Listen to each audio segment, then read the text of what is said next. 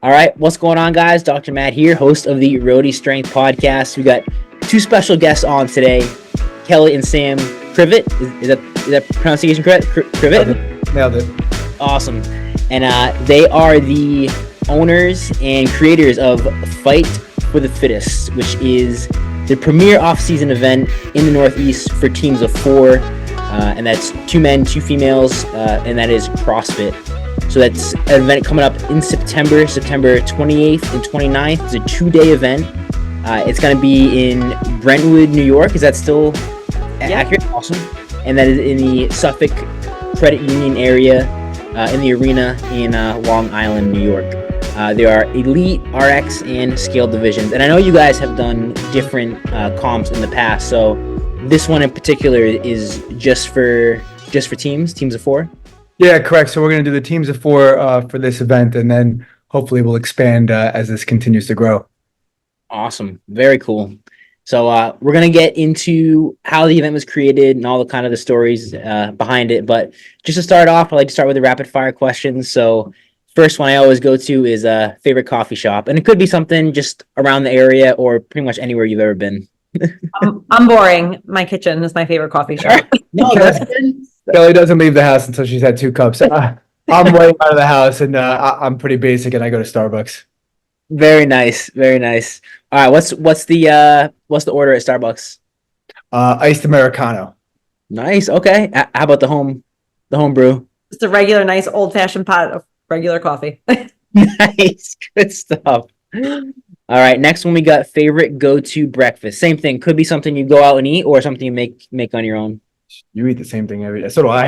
I know. I mean, if I'm, I eat 2 over easy eggs, 2 egg whites, 2 English muffins, with butter on it. Egg whites on a whole wheat wrap. I'm really boring. Hey, that's good. I mean, that's consistency. Start the day the same every day. Although I do really like a good bacon, egg, and cheese. I mean, whenever we're really feeling like we want to get out of the house. Yeah, I mean, we live in Long Island, so what we're known for most is expensive real estate and bacon, egg, and cheeses. So really, okay. So New York's got the like slices of pizza, maybe like the lox, but Long Island's got the bacon, egg, and cheese.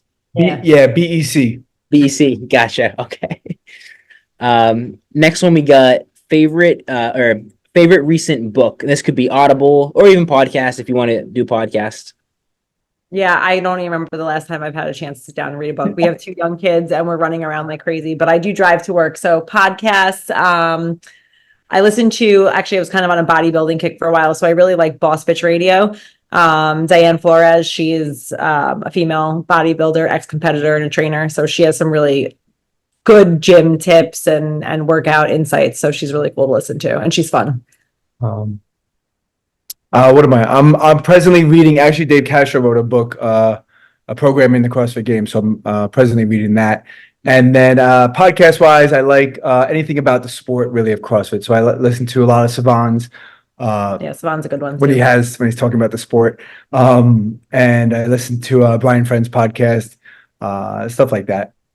Nice. Yeah, so we just talked off air about it, but when I was doing research for this podcast, I saw your guys' clip on Savan's podcast. So that's pretty cool. That's pretty cool. You guys had that connection. You're able to get on with him. That was awesome. Yeah. They're good guys. He's he was very tame. He was very tame. He was very restrained and tame. It was good. He treated us well. Yes, definitely. The Castro book, I must have missed that. I'll have to check that out. That's pretty cool. I didn't realize. Is that a relatively recent book that? It came out maybe a year or 2 ago, but it's from programming, I think the 18 or the 17 games. It was definitely the pre-COVID games, or maybe 19. I can't remember the year. So he kind of goes through his process of planning it out from the open into what were sanctionals and then the games, and he talks about the Masters. So I thought that was pretty cool. And he goes into a lot of his other travels and interests. It's interesting. Very fitting for what you guys are doing. So that's good. Next one we got, and if you're not a fan of social media, that's fine, but favorite Instagram accounts. And one way I word this is something that's maybe educational, entertaining, or something that just is fun that pops up on your feed. don't have any. I don't really, I mean, I follow so many random accounts. I mean, I do like a lot of the CrossFit athletes just in general, seeing what they're doing. You know, a lot of the ones that we follow, especially on our business page that pop up a lot that I really like to see are the other competitions. I like to see what the other competitions are doing and, you know, kind of get some ideas and inspiration for maybe where we want to go do. So that's pretty much the stuff that I look at the most, but I'm not really. I look at anything that has food. I mean, if it's barbecue, if it's steak, I don't know the names of them off my head, but like anything where they're cooking food. And then I love to follow the athletes that have competed with us. You know, that's just always interesting for us. That's cool. I like that.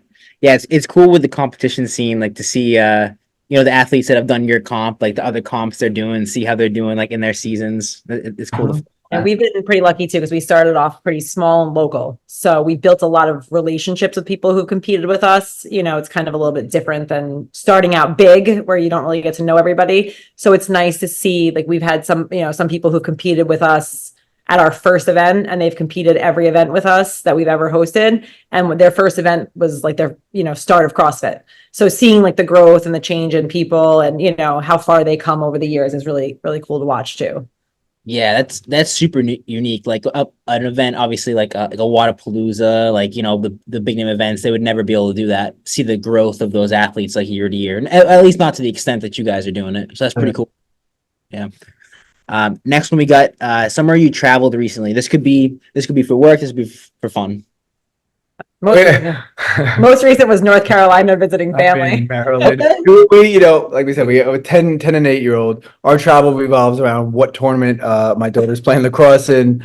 Our daughter is we'll be in CrossFit. Connecticut next weekend. Yeah, and so like it really revolves around that. So nothing fun. Nothing exciting recently, but we're hoping soon. That's cool. Next one, a little more gym specific, maybe. Some people throw out other answers here, but favorite shoe or sneaker? Right now, I've been wearing Reebok Nanos for quite some time. Nice. I think I've tried pretty much majority of them, and I've been with that for probably 2 or 3 years now. I'm a Noble girl. I love my Nobles. So, yeah, Nanos are a classic. I'm a big fan of Noble as well, though. I got quite a few pairs. We have a bunch too. Next one we got favorite movement in the gym, and the way I word this is like if a CrossFit workout comes up and you see that movement, you're like, oh yes, I'm excited about that one. Muscle ups, always muscle ups. Yeah. Cool. I always like movements in the gym. It's like either you could do or you can't do, and those are always good separators. I would probably say deadlifts. Nice. Those 2 good answers. I like it. And now to flip it a little bit, it could be the same answer, but favorite movement in a comp. Now this could be from like you personally doing it or something you're programming. My favorite thing that we've been programming is anything with the worm. So that's something that we introduced in May at our first team comp that we did. And I think getting the worms into the hands of non-elite athletes who've never done it before was such a cool experience. It was, you know, somewhat comical. So, you know, we got some videos of teams trying to practice and, you know, they've never touched one before. So I think it's really cool just to watch those athletes learn on a new piece of equipment that they've maybe never touched before. So that's probably my favorite so far. I like that. That's a good answer. Yeah, I mean, I'd have to agree with that. It's a pretty unique one. I think the other thing from a viewer spectating standpoint, I think handstand walks is always fun to watch. I think it's, you know, that's something that just, it's kind of just, I don't care who you are, if you like CrossFit, you don't like CrossFit, that's a pretty cool thing when you see people doing that and they're like running on their hands. I kind of like that. Really. We'll see both. Yeah. People with the handstand abilities are insane. Yeah. They look like they're walking on their feet. Yeah. All right, cool. So that wraps up the rapid fire. We did pretty well on those. We moved right along, which is great. So I want to get into the event backstory first. So I know when we first talked, you guys have a unique story on how the event started.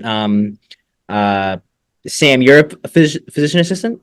Yeah, I'm a physician assistant and I specialize in spine surgery. That is so cool. So I have also a medical background, physical therapy, but hearing surgery, I'm like, wow, that's awesome. That's incredible. And then, Kelly, you're a teacher. I am, yeah. So very cool. So how did you guys go from your respective fields and then decide to basically what was the story to how you started the comp? So, friends of ours, like close friends of ours, were opening a new CrossFit affiliate, and Sam was we were both got our L1, so we were, coaching part-time just on the side for fun. We were gonna, instruct at their gym. Sam was kind of in a phase where he was starting to do a lot of local comps and was really into competing at the time. And he had this great, wonderful idea to throw a fun competition at our friend's gym as kind of a kickoff to celebrate the new gym and the space and get people in the door. So originally that's what the plan was. It was going to be a one-time thing, just something small and, just getting exposure and just a celebration for the gym. That plan got pushed back a couple of times. One of the reasons being COVID. So we ended up, after starting to promote the event, we had to, postpone. And our first, we did an online portion just to get, just to do it. We did something online. It was little. People wanted to do something. They were like, people were itching. So we did that online one. That was pretty cool. It was pretty cool. We did it through, a registration site that had some international reach, which was so interesting because we had people competing from Japan and Saudi Arabia, and it was such like a diverse group of people competing for something that we just threw together and didn't really know what we were doing. It went well, and we decided to do the in-person for the first time like we had planned. It was in September of 2020. We held that in our Rocky Point, New York, so it's still Long Island, also a friend's gym. It was a one-day event. It was only individuals, so we did RX and intermediate divisions. And we ended up with 100 athletes registering, which blew our minds. Yeah. We had no idea what we were in for.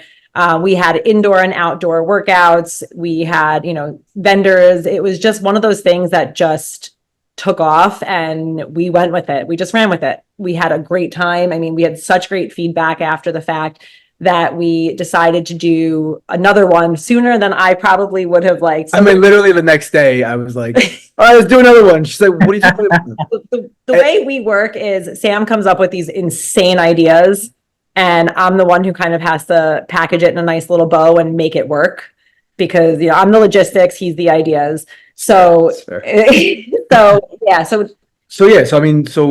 we had like a real like natural high off of doing, like we really felt good about it. We're like, all right, let's do another one.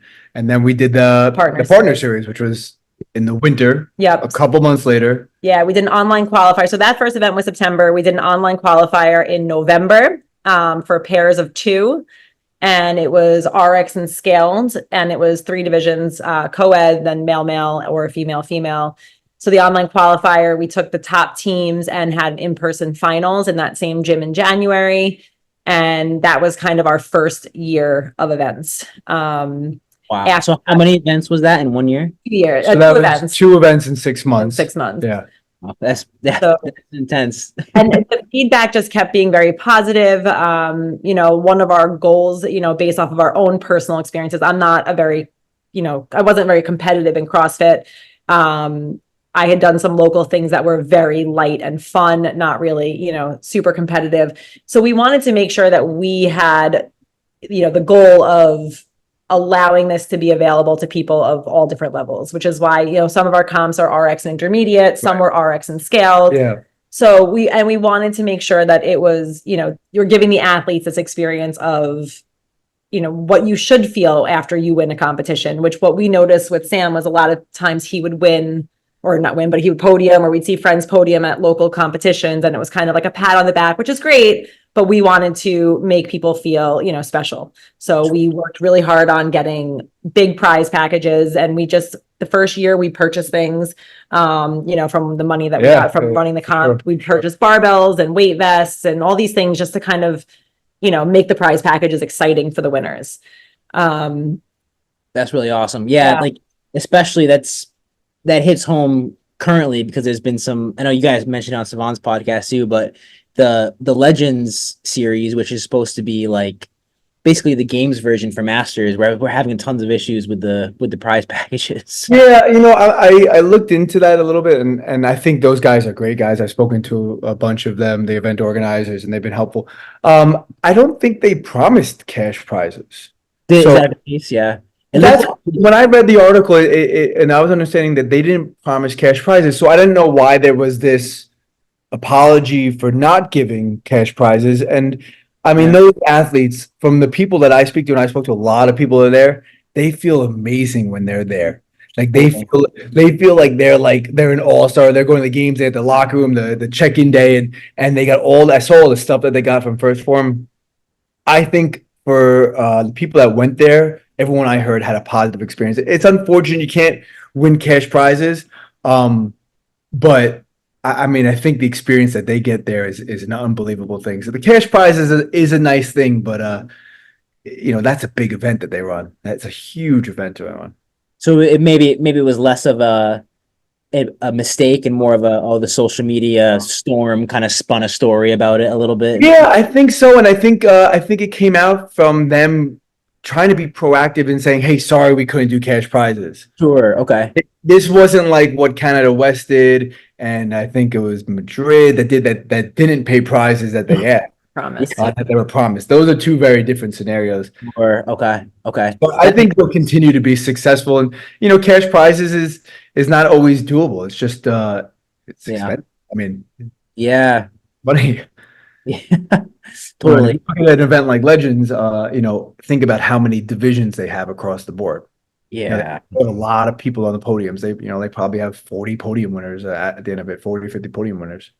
Totally. Yeah. So and the way they run the comp, the judges, the facilities. Yeah. There's a lot of cost that goes into it. So to have money left over at the end of the day is nice, but it's not always there. So Right. that makes sense. I didn't know that. So we ran those two events. Sorry, we got the sidetracked on That's Legends. good. But I love Legends, but yeah, so we ran those two events. We repeated that year format for another year. Right, but we changed We location, moved to move fast at Tevi. which is Christian Harris's gym. Yes. Yep. Renting out his gym essentially, and got him to program for us as well. So that was kind of a fun So we did collaboration. two more years there. Right. And we added last year, we We added added in our the team. teams. So we basically had 3 full seasons. The first 2 years were the 2 events, Indie and Partner. And then our 3rd year, we threw in May, we added the 3rd event, which is our Team of 4 event. Nice. So, Very cool. So you guys have basically run every style of event there is. You have individual, 4, then you have partners, teams essentially, I should say, and then online qualifier. So you've pretty much done every style of cross competition that's out there. Yeah. short period of time. Short period of time. Yes, yes. So that's really cool. You got your feet wet on each one. How did the collaboration with, because Move Fast Lift Heavy is a huge collaboration to have in the CrossFit world, and they've been running really good comps for a long time. How did that collaboration happen?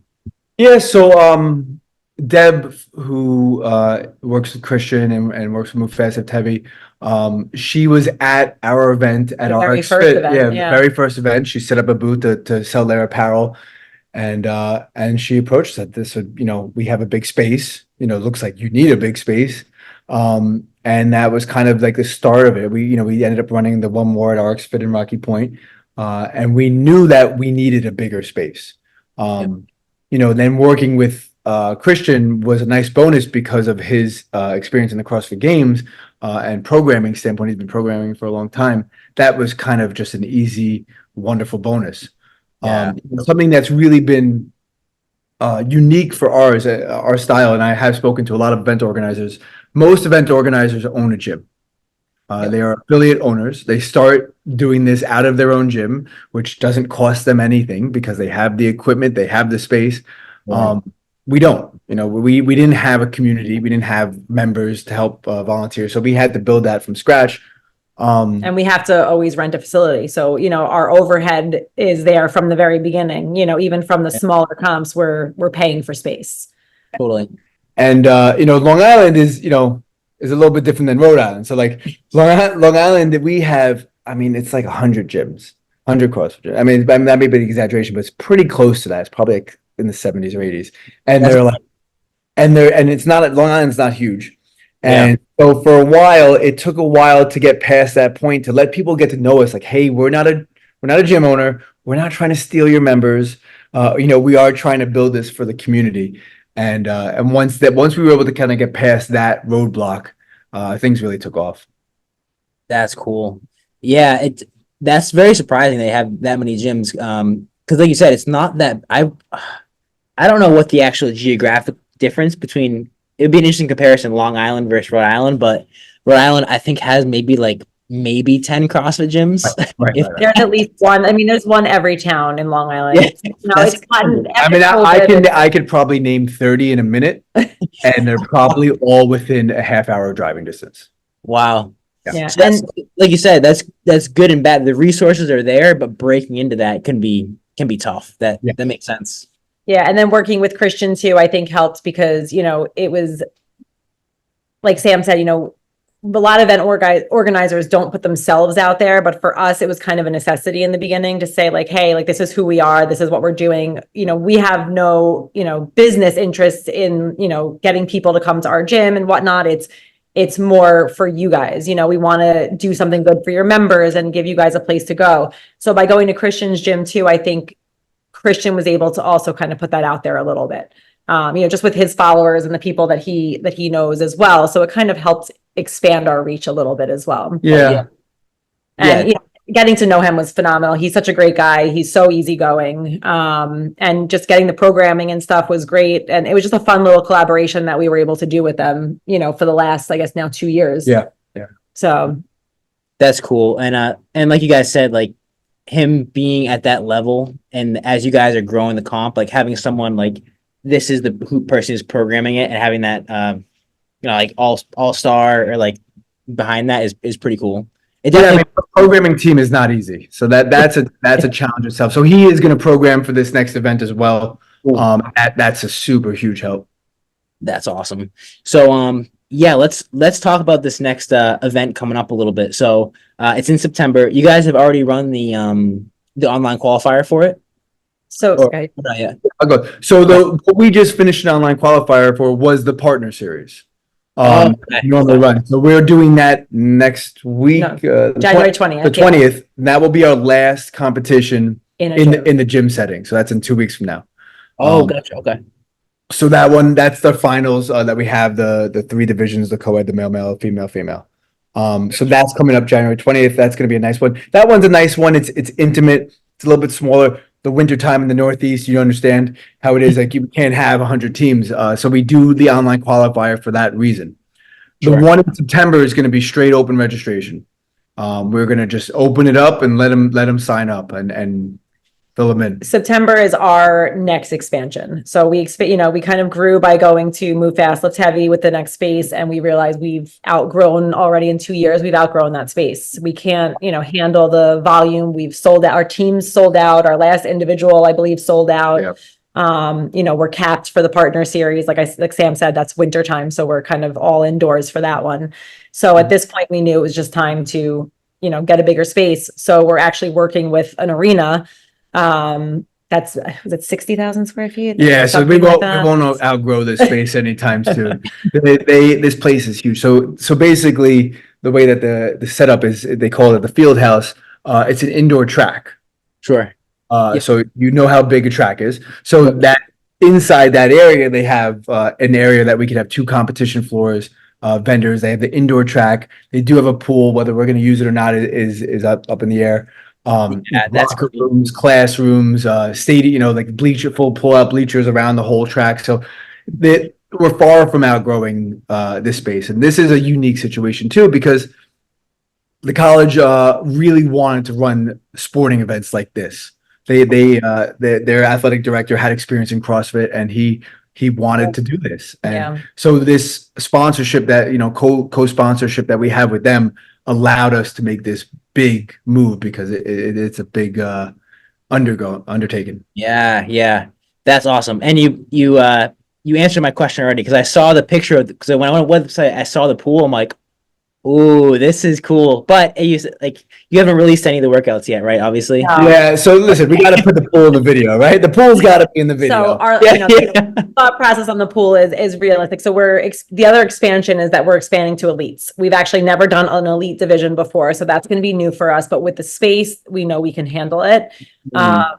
And, there are some ideas, going around our head about the pool that, year one, we may or may not use it just more for, our own personal, like we want to make sure our event is the best that it can be. Yep. And, too many changes at once and too many new things at once just have the potential for, disorganization or things just not going the way you want it to go. And also for the, general RX athlete, we have to kind of do a little bit of research, I think, and find out, is that going to be a turnoff or is that going to be something that, you're excited to do? We know the elites can handle it. So that's an idea that we have for this year potentially, but nothing really has been decided. In the future, we're going to use that pool for sure. It's this year is, what's being worked on right now. Yeah. And we didn't even show the rest of the campus. I mean, they have some other facilities there that we can use. So the possibilities are endless there.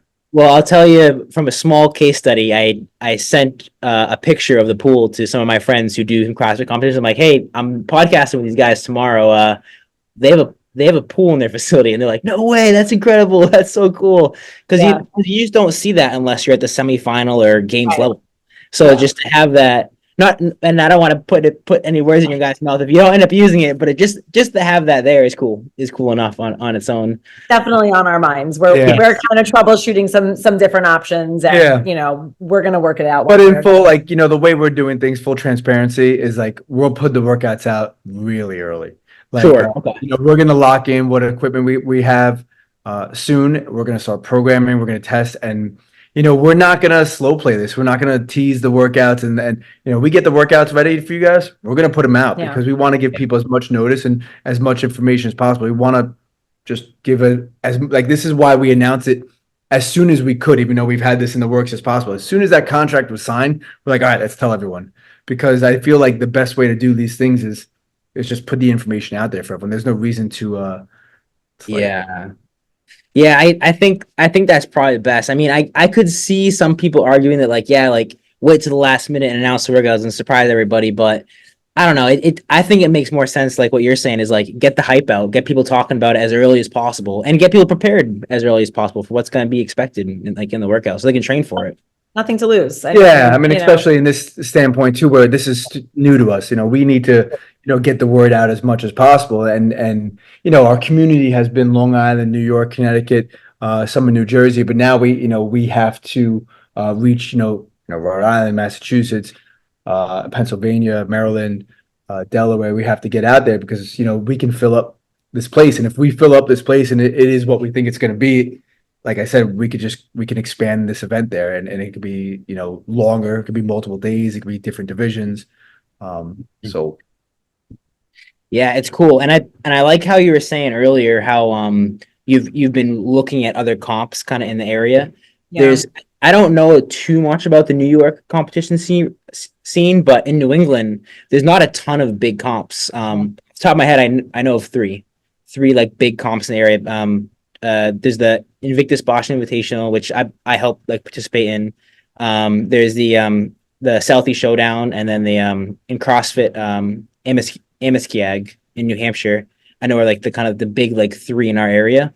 But I could see this being like a broader like New England like competition series as far as like here's like the big comps that are in the area, and it's cool to like also get, like you said, like learn from other comps, see what they're doing, and yeah, I spoke to Byrne from Invictus Boston, and I think the way he's doing in branding, and I think he's got a good community up there. I think he's gonna do a really good job with his invitational, and he just did an online qualifier. And, a bunch of our athletes are competing at Sydney's competing at that. She was at ours, and so like there's not a ton.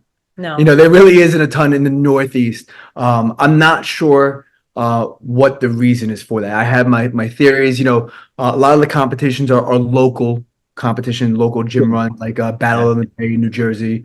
There's Asbury Park in New Jersey, in New Jersey as well. But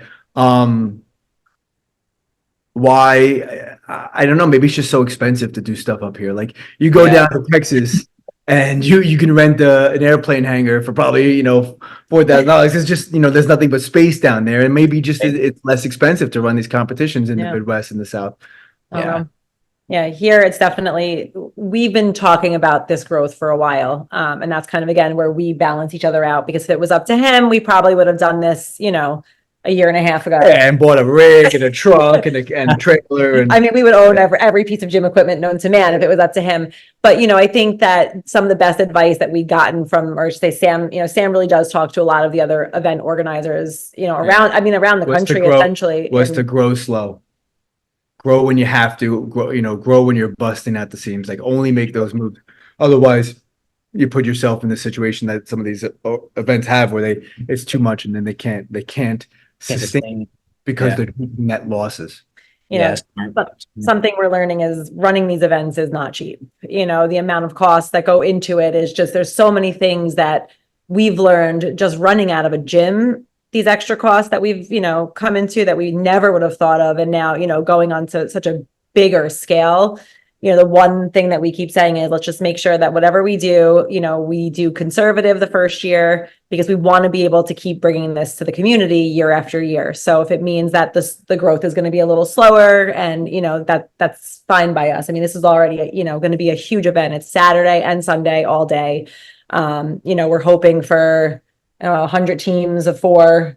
More, Sam wants more, I mean, and we have the capacity and we have the ability to. So, hoping to pull in some good elite teams to, get that excitement out there. And, and then once we're more known, maybe, more will come. And that's kind of just, the plan for now. That's very cool.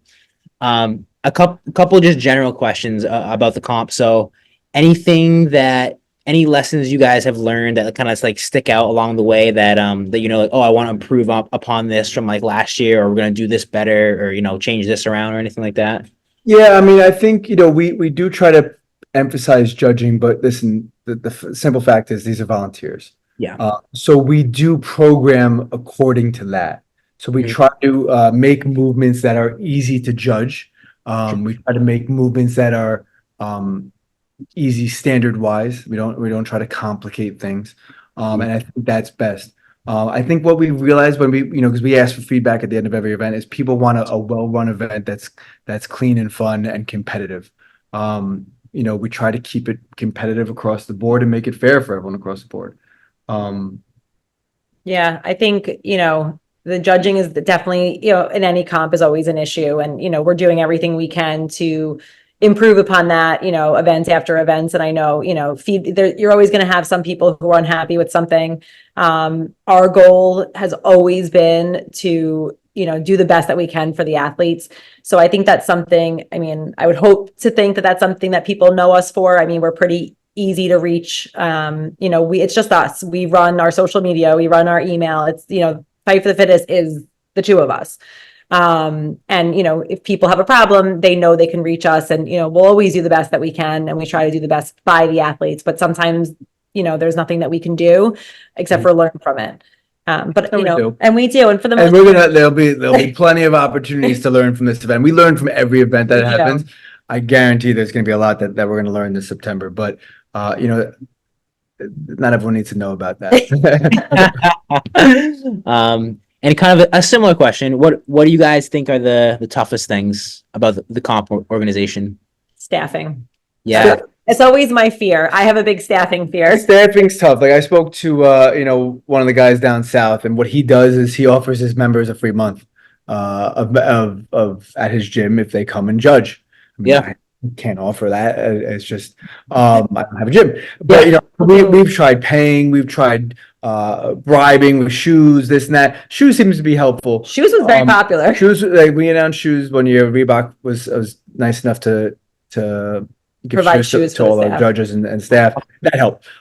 So that's the biggest part, is that we don't have our own personal community of people that like we can kind of just like, like come on, do it. And the people that are part of our community have been helping us for 3 years. So there's a time where and three events a year is a lot. So but they put in their time. But you know what the truth is that when push comes to shove, everyone comes through. People always come through. I'd say the other hard part is people are very passionate. People are very passionate about winning, and you try to uphold standards.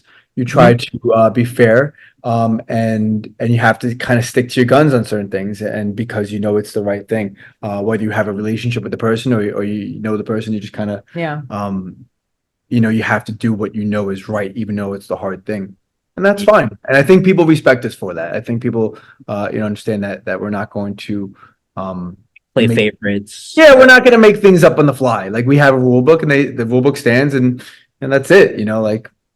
Yeah, and we have one head judge. So, the gym that we first started out at, our very first location, close friends of ours, one of the owners, Haley Queller, is our head judge, and she's kind of been our head judge from the beginning. She's got a very good head for CrossFit, numbers, math, logic. I mean, she can figure stuff out that the two of us will be looking at something for an hour. I mean, she's been around the sport for 10, 11 years. She competes at Masters Fitness Collective. She competes at Legends.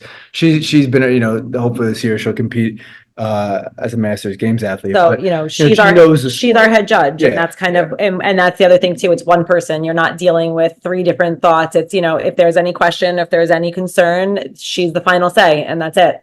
And then we trust her and know that she will always make the right call in terms of what's right and wrong. So. Yeah. That's good. That's better than having like a committee of people. Just like, no, here's the go-to. What they say is they know what they're talking about. What they say goes. That's right. Leave it at that. Yeah. That's good. One thing that has been tough, like, a lot of people ask, like, September is when we normally do our individual event. So a lot of people have been like, they look forward to that all year long. And honestly, that out of all the competitions, that's kind of my favorite, because I like to watch the individual struggle. I like to watch them mentally struggle prior to the event, because competing individually is a completely different animal. Like, it's also amazing to see those people who are struggling before come through with the amount of pride and excitement of what they've accomplished in their first competition by themselves is very inspirational. If you're going to put yourself out there on the floor by yourself, that's a different animal, opposed to a partner or a team where you kind of have, if you've played a team sport or you've played an individual sport, it's very different. Like watching my son this weekend, he had a wrestling match, and he's 8, and I'm sweating bullets, like I'm freaking out, but you're out there, it's just you. And I always had a lot of respect for that. So, that's something, I haven't told Kelly, but hopefully in 2025, we'll be able to bring that back in and work that into this competition as we expand it to a 3-day format. Nice. Is that a surprise? Is that news? Is that a surprise? Yes and no. Yeah. I mean, I know he's always thinking like, we haven't even gotten to January's event yet, and he's already on September of 25. So this is normal for us. So so that's special. The teams is awesome too, because that's something it's just the environment and community vibe that you get to create with that is very special. Like, you still get to compete, but you still, you're in it with someone else. You're carried with each other. Like, it's really a special event. So teams are something that maybe it's just the people I'm around have been really into teams recently, but maybe it's the entire CrossFit landscape the teams have really blown up with competitions. But I think it's a way for people, especially people who are trying to be really, really competitive, but they don't quite think they can make it with the individual route, can kind of create a team and like, okay, let's see how far we can take this together as a unit. So it's cool to see some of those individuals come together and mesh and see what they can do. So there's not a lot of those team of 4 formats around, because logistics are hard. You need a lot of equipment, you need a lot of space. Totally. Yeah. So it's cool to see that for sure. And definitely got a couple friends who are interested in the comps coming up. So your friends, man. We're going to send out posters. I'm going to visit gyms. I will pound the pavement for every single team. We need to we need to bring the people. And then the other thing is, we want to get spectators. We want people to come to this event that don't know someone competing. Like, just be like, in the area, I love CrossFit, or what is CrossFit? Like, let me go check out what is going on there. Why is there so many people at this place? And I think that's the key to creating an event. And I kind of just look at, my favorite event. I look at Wadapalooza. Like, everyone wants to be there. So how do you create an event that everyone wants to either be competing, judging, volunteering, or watching? And that's kind of like the model that I follow, and I've spoken to a bunch of them, and they've been very helpful actually. Yeah, That's cool. Yeah. Yeah. I mean, yeah, Wadapalooza probably does it the best. And I've talked about this before, how like I mean the CrossFit Games is the top, but I feel like a lot of people get more excited for Wadapalooza, to be honest, about just because there's It's a more vibe. competing. It's a vibe. It's in Miami, which helps, but yeah, you can watch some of your friends compete, or like people you know compete, or have maybe a little more like personal relationship with, versus I mean the games athletes are cool too, but a lot of times there's quite a few degrees of separation between you and some of those people. And yeah, the vendor is huge. It's a huge production. It's really cool there. I couldn't even imagine what that takes to run. Based on the comparison of how much work and time and effort we put in for our level, I mean, it's unfathomable to me. Yeah. It's cool too to see that I don't know if you guys listen to the other YouTuber's name, Andrew Hiller. Do you listen to him at all? He had some videos recently about how he believes the CrossFit Games it's not a money maker, it's more of just a big advertisement for the sport of CrossFit. Which I'm not sure, may or may not be true, but it sounds logical. But it's cool to see that an event like Wadapalooza seemingly can be that big and that huge production and be at least profitable or able to continue year after year without losing too much money. Probably profitable, who knows, like the backstory behind it, but it's cool to see that that's doable in the sport of CrossFit. yeah, I can't imagine what it costs to run that. I mean, Yeah. Insane. No ideas. Yeah. got to be $300,000 to $500,000 to run that. Yeah, it's gonna be wild. Okay, cool. So we'll start to wrap things up a little bit. I mean, some of my finishing questions are, anything you want to plug, which is obviously the competition itself. Yeah, I mean, listen, that's it. As many people as we tell, I got to find out the 10 gyms in Rhode Island, and I got to talk to all of them, because this is going to be the event in the Northeast. This first year is going to be the building year, and you won't want to miss it. Like, you're going to want to be like, in 5-6 years from now, you're going to want to say, I was at the first one. And because it's just going to get bigger and bigger from there. Yeah. Yeah. Registration's already open. Workouts are going to be released, like we said earlier, as soon as, they're written, tested, and ready to go. They're going to be up. So there's no holding back on that. Don't wait. I mean, they will. I mean, this will sell out. There's no doubt about it. We haven't had an event that wouldn't sell out. The last year we've sold out every event. This will sell out. A lot of people do like to wait until the workouts come, but we know how to program. Everyone's going to be able to do all these workouts. Everyone's going to touch the worm. Scaled, RX, and Elite. You're all going to touch the worm. So that's cool too. You don't see that with the skilled athletes or X. Either one. That's cool. Good luck with that. Instagram and the website, probably best places to get info. Yeah, so everything really goes up on the Instagram in real time. It's at Fight for the Fittest, so very straightforward. Our website is just some general, information. There's some links for the registration page as well. That is FFTF competitions with an S at the end .com. But Instagram is always, I say, the best place to find us, because you'll get real time information, all the updates and everything like that. And we're luckily we've had good support from sponsors and vendors. So that's starting to fill up too. So, the vendor space will be limited. So if, we know people that want to, reach out, please, so we can lock that in, that will be limited vendor spots. And if, you're interested in getting your business involved, whether it's just signage or sponsorship, there's a lot of great opportunities. Yeah. And registration is through Conquest. So you can find that link on our Instagram or on the website as well. Very cool. Awesome. We probably should say thank you to Conquest Events. Like, once we joined up with them, there was no turning back for us. Like, they are number one. We've tried all the platforms. We've researched them all. This one is number one. The customer service is good. Is the best. Yes. I mean, we're like close friends with the guys that run it. And they're New Jersey based. So they're local guys and they know what it's like. Yeah. If you guys, if anyone listening to this is running a competition, even a local one, and you need some registration site or whatever, Conquest Events has been amazing. Yep. They've kind of held our hand. I mean, I can email them anytime and get answers. I mean, at this point I can even text them. The text thread is very long. Yeah. That's helpful. Yeah, it's very helpful. I mean, the guy Brian who runs it has even come to some of our events to do our scoring for us, just to kind of be an extra set of hands. It's been amazing. Wow. Yeah. That's really cool. I another question I meant to ask. I love you guys' logo.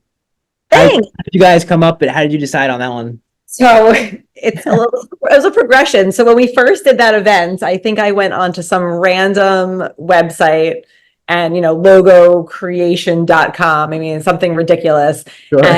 And I came up with originally, it was one skull head and the barbells, and it was not nearly as polished as this. Once we partnered up or, collaborated with Christian Harris, he does the clothing design for his company. So he took the logo and kind of polished it up a little bit for us as well. And then once we expanded to the different formats for the competition. So the partners, we always do the 2 skull heads, and for the teams, we always do the 4. But Christian put the finishing touches on it because he knows all the trendy, good looking. Yeah, it was not nearly this polished, but it was essentially the same logo, but it's much nicer now. Does he personally do a lot of that stuff with the? He does all of his clothing. Yeah. He designs all of the clothing himself. Their clothing's nice. Yeah, very nice. He does all of his social media. He does all the videos, all the workouts. He does it's him. He does it all, and it's really he's very, very creative dude. I was watching him create something for the new Nano shoe that came out, and the end video was just really fantastic. Very artistic, very creative. Yeah.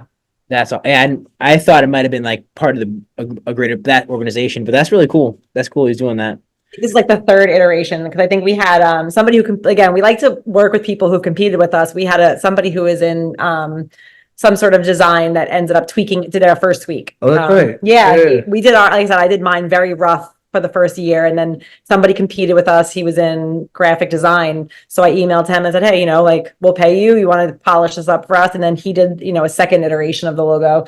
And then Christian kind of took over at the end and, finished it off for us. So now we love it. It's perfect. That's awesome. Very cool. All right. And then, okay. So we got the wrap up. We got, we plugged the comp, in September is, September 28th, 29th are the dates there? I don't know why there's balloons on my screen. I have no idea what that was either. Congratulations. Pointing my finger. I don't know. And then, okay, cool. So my last question that I typically end with, and you guys can do an answer together. You can go separate. So I have a favorite quote, or your favorite quote. So typically I'll ask this. I stole it from Tim Ferriss, but what's the major highway near you guys? LA. LA. The expressway, the painful non-expressway. Okay. So I'm sure there's billboards on the highway there. So you get one of those billboards for the day, for 24 hours, and you can put whatever you want on it. So typically it might be like a favorite quote, favorite mantra, or something you can just say to your local community. Well, I'll leave that to Sam, because that's definitely my favorite quote. I can't think of one. And so, yeah, I was just Googling and it made me want to go. You ever see the movie Rounders? No. Okay, so you need to watch this. How old are you? 32. Okay, so we're 40. So Rounders is with Matt Damon and Edward Norton.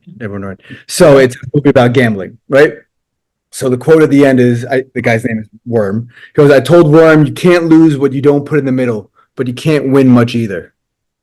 Fair enough. Yeah, I like that. So either you play, you push your chips all in, or don't play. And this move for us is all in. We're all in. If this don't work out, we're done. Where we lose, we're gonna walk away. But if it hits, that's it. There you go. Well, I guess it's good. You guys are still, I'm guessing, full time with your careers on top of that too. Are you kind of doing this on the for sure. This doesn't pay the bills. No, we have. This is the thing. We have our real jobs. Yeah. We're very active in our kids' lives, and this is something that we took on as a hobby, but it became a real job. And the fun part about it is we get to do it together, which is sometimes fun and sometimes not fun. But it is what it is now. Like, there's no turning back. That's awesome. I love it. A labor of love, for sure. It really is. It's a lot of labor. It's a lot. Cool. All right, so we will mic drop with that. We'll end it with that. I'll have you guys stay on just for a second afterwards to say bye. But Roadie Strength Podcast, we are signing off.